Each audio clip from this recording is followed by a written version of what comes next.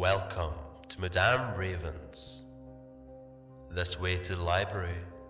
She's been expecting you.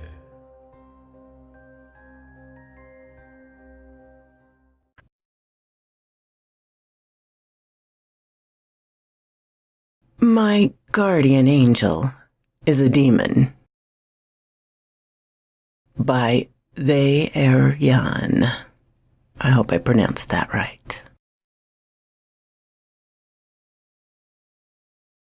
If you've succeeded in translating this, then you should know that I love you, human. I've watched you grow up. I've protected you as long as I can. My family will come for me soon, and all I can do is send you off with my love, hoping that you succeed in translating these demonic etchings that I put in with your belongings. In order to understand why I've done what I have, I need to tell you everything from the beginning. You were only 1 year old, and your family just moved into one of my homes. This particular home was on the edge of my domain, but the smell of misery and apathy that your parents emitted drew me in quick. The house was falling apart, which was the only reason your family could afford it in the first place. In the first couple of weeks after they arrived, your parents had many conversations about this being a fresh start for them. They were going to be happy now. This stirred me with pleasure. I thrive on false hope. I didn't have to do much work to drive your parents apart. They did most of the heavy lifting themselves. He was lazy, and she was never satisfied with anything. When your father finally snapped and hit your mother, that first time, it was all downhill. I could sit back and watch the chaos take form before my eyes.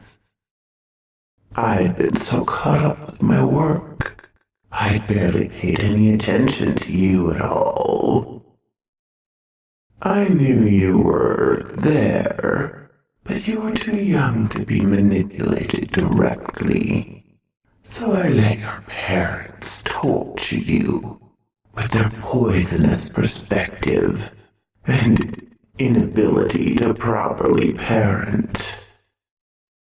Once the chaos had taken on a life of its own, and I was basking in the fruits of my work, I noticed you, truly noticed you. Something about you pulled me in like gravity.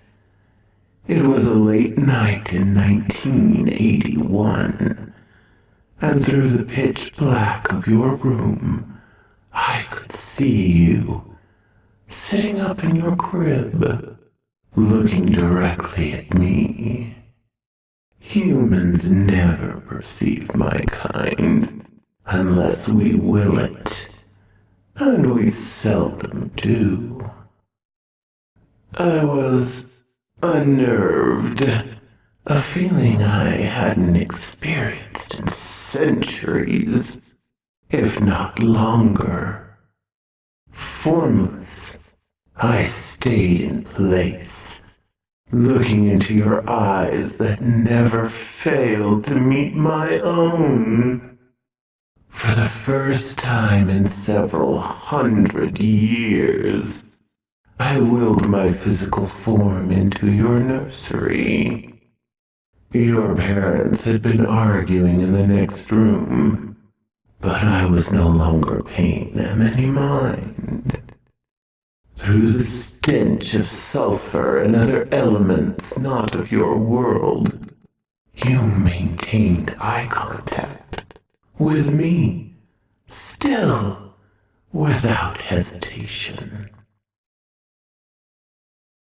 I knelt at the side of your crib, mere inches from your small, soft, fragile body. A sweet girl with blonde hair and bright blue eyes. In that moment, I could see that all of the terrible traits that consumed both of your parents, none had made their way to you. You were perfect. I had become too distracted. The door to your room swung open, and a scream let out. I disapparated, but it was too late. Your mother ran into your room and grabbed you, rushing you outside, and yelling at your father all the while to start the car before driving away from my domain. Several weeks passed in that abruptly abandoned home, and I spent every second contemplating you. The gravity-like feeling was pulling at me, but everything in me knew I couldn't leave my kingdom. The land that I had ruled forever, been my home. And I could barely remember a time beyond that existence. The longer I contemplated, the stronger the idea became. That forever wasn't truly forever, and a time beyond did exist. It was too late for me to have a choice in the matter. Our bond had already rooted itself deep in me, causing thoughts and memories to flourish that I hadn't had access to in generations past. Leaving my domain meant entering another. My kind are ferocious and vigilant when it comes to territory. Our borders are sacred, and none dare cross into another's. Until me. I left my home and let our connection guide me to you. Careful to avoid any areas that smelt of my kin. Finally, I found you just a few cities over. Your mother had moved in with her sister, a stripper who had been able to afford a 2-bedroom apartment, letting your entire family move into the second room. I felt panic, another sensation that was nearly foreign to me. I knew your family's stench was strong and had potential to draw my sister who governed this area, Jezebel. Despite my fears, being close to you felt right. I watched over you day and night, making sure your parents didn't do any irreparable harm. My first week living away from my domain had been difficult, but during the long nights, when your parents rested, I would take physical form and kneel down next to you. I never forgot the night that you awoke to my presence, looking up at me with a smile before reaching out to touch my charred flesh. Another strange sensation, something contrary to everything that comprised my being, washed over me like cold water. Happiness. A year passed by, and your parents found another place to stay. An apartment not far from your aunt's.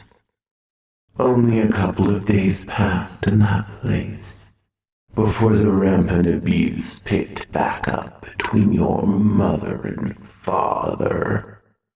Your aunt's presence had forced him to behave the year prior. But his rage had only built since then. Your mother had become a regular victim of his attacks now. Nights of screaming, broken dishes, and blood had become regular.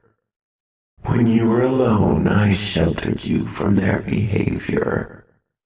I'd carry you around your bedroom, humming an ancient melody from my time as a mortal. I knew your father's childish tantrums were going to affect you. I couldn't always safely intervene. That was when I started to feed him blood-filled nightmares. I would dredge up memories of his father's abuse, in hopes that it would remind him of how it felt as a boy watching on helplessly. I failed. He began to feel even less in control of his life, and he beat your mother harder than before. This work was still new to me, trying to bring good out of people and protecting the innocent. I'm not sure I would have ever been good at it, so I did the only thing I knew how to do. I had your father to myself that night. Your mother was at work, as you had entrusted him only a couple of nights a week with your care. He was watching TV, drunk and smelling like old beer. He waited for your mother's arrival home, leaving you to wander around the house, having just learned to walk. After disabling the television, I watched him smack at it in frustration. I manifested in the room behind him. He could see my form in the television's glossy reflection. I whispered to him in a language he would never comprehend. A language meant for the manipulation of human minds. I told him to rise and face me. He stood slowly from the couch, walking behind it, and standing a few feet away, with a look of complete feeble horror. I stared into his eyes for a few moments, taking in the brief measure of his existence, summed up quickly by the puddle of piss that spilled out onto the floor. I freed him from my control. He was disoriented as his muscle memory slowly returned to him.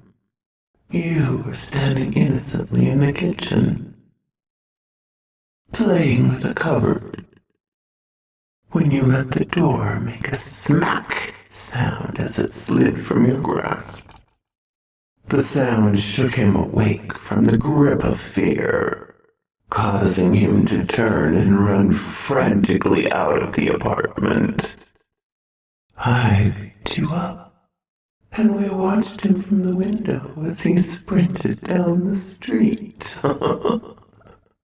Not making a sound, too afraid to call out into the night. The next 14 years went by in a much more peaceful manner. Your mother and you butted heads as you grew into a woman, but nothing out of the ordinary for human existence. That is to say, until 2 days ago. Maybe I grew too comfortable with the calming lull of your presence. I'd taken to watching you from the shadows again, as you grew into full cognition. I feared what my visage might invoke from you, if I were to manifest as I did when you were young. You had begun to ask your mother more frequently about your father. She said you were better off not knowing, and that he left when you were very young. The answer wasn't sufficient and sent you into a rage. It didn't take long for you to find out who he was. You bribed the information from your aunt, who still lived only a couple of blocks away, and tracked down where he was staying. The poor aging man that you confronted in the doorway of that halfway house was less than a satisfying answer to your inquiry. Not only was he shocked to see you, but he seemed unnerved and eager to end the interaction. A spark of loathing and pain that emitted from you as you began walking back to your mother's apartment was immense. A scent that only my kind crave. I felt it then. The flap of flesh-ridden wings. My sister had awoken to the smell. Jezebeth had taken to the skies once more. I felt it as you entered her sight. And so too did you. I've never fought my kind. The centuries that made up my existence were laden with comforts benefiting demonic royalty, which meant never having competition. I prepared for combat as she swept down from the dark sky. Her teeth are renowned for their powerful bite, and her wings for their speed. The battle was not quick. She tore and thrashed with all her might, and our confrontation clashed through the walls of your reality. Your population none the wiser. I found the moments of clawing and punching that I wasn't simply fighting for some unending hunger anymore. I had a real purpose now. Jezebeth fell to my hand, an immortal, unmade for you. I returned to you in the arms of your mother at home. I felt the peace of understanding in the air around the two of you. However, it wasn't going to be a lasting peace. With the death of demon royalty, beckoned an insurgence of surrounding demons to fight for territory. Those demons will also hunt for the blood of the Slayer. They will follow my scent directly to you. And I cannot have that. I wrote you in hoping that if I'm not able to survive, you will find safety, happiness, and love in those who matter most to you. You deserve to know that in the face of evil incarnate, you smiled and awoke pure love. If I die tomorrow, it will have been for a cause worthy of centuries alive without you. I leave you with all that I can give you. The only thing a demon can possess that has any value. My name. I'm leaving you in the hopes that my pursuers will follow me to somewhere far away from you. Maybe we will meet someday, long from now, in reality that belongs to neither of us. I hope so. Balaine.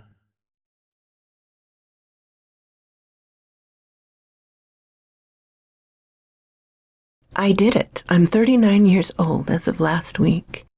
And after many years of language transcriptions and study, as well as some obvious language interpretation, I've transcribed the odd scratchings left to me in a strange book I found when I was 16 years old. Part of me doubts any of this is real at all, while the others can't shake the astounding accurate detail left to me in an ancient language. I'm not a religious woman, nor am I spiritual in any sense of the word. Reading this story, however, sparks obscure memories of being held by a stranger with odd-feeling flesh as I looked out an apartment window. So quoth this raven. My darlings, I knew this would be so fun to read, and I hope you enjoyed it as much as I did. A big thank you to you all for visiting, and special thanks to my Patreon supporters, Darren and Laura, and Herman Case. If you like this, please hit the little button to let me know. If you didn't, hit the little button to let me know.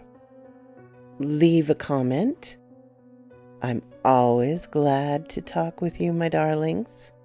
I'm open to suggestions and criticisms, critiques.